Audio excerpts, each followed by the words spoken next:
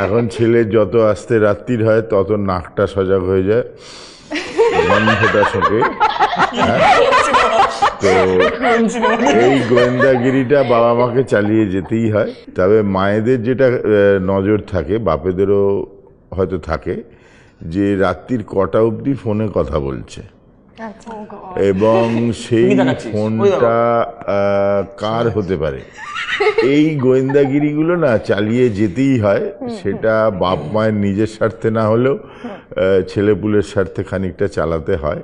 তো ওই গোয়েন্দাগিরিগুলো থাকেই আর কি, লাইফে প্রত্যেকেরই থাকে, প্রত্যেক বাপ মায়েরই থাকে।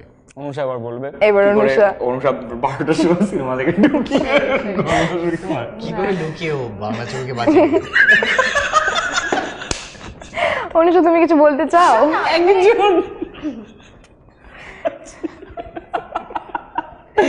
ভাল ছিল না বন্ধু।